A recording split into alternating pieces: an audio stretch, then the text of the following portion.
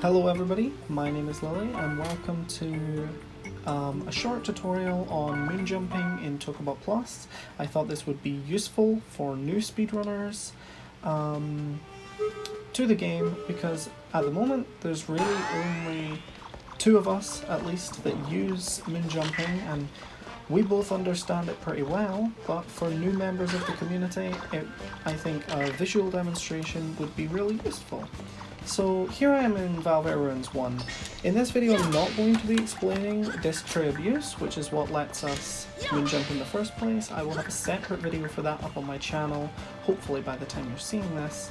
But in this video I just want to explain the basic principles behind moon jumping.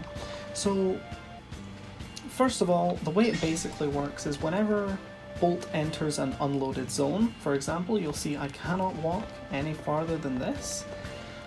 If I jump out there, I'm going to gain infinite height because gravity, in effect, stops working. And so what this means is we can fly over huge distances, and that is basically what moon jumping is. But there is a little bit of minute detail to the control over moon jumping that might not be really easy to understand, so I do want to explain that here. So first of all, you'll see if I jump out, you'll see I'm just floating up, right?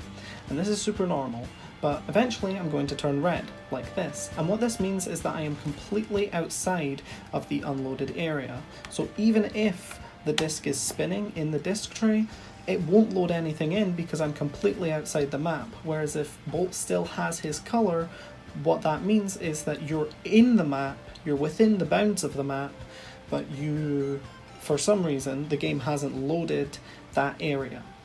While we're in the air though, there are a couple things we can do. We can move left and right, you see.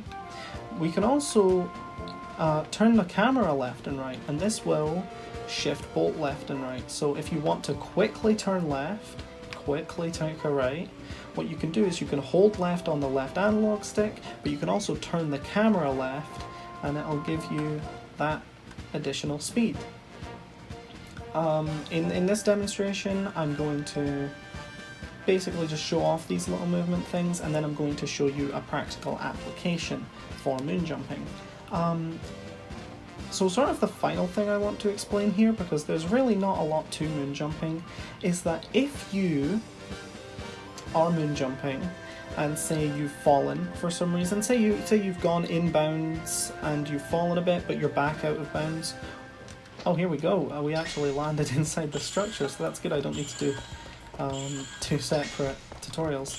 But what I wanted to explain is that if you land outside, or if you land inbounds but then you end up out of bounds again, you can actually use your Toko attack. If you are in the square formation, you can use your Toko attack to give yourself extra height. However, this will stop your momentum entirely. And so what I just did there is I loaded in the boss and then I left the room, which unloaded the boss, basically making the game think that I killed the boss. So I understand there's a lot of moving parts to this explanation, so if you want to rewind the video so that you can understand it better, that's perfectly okay.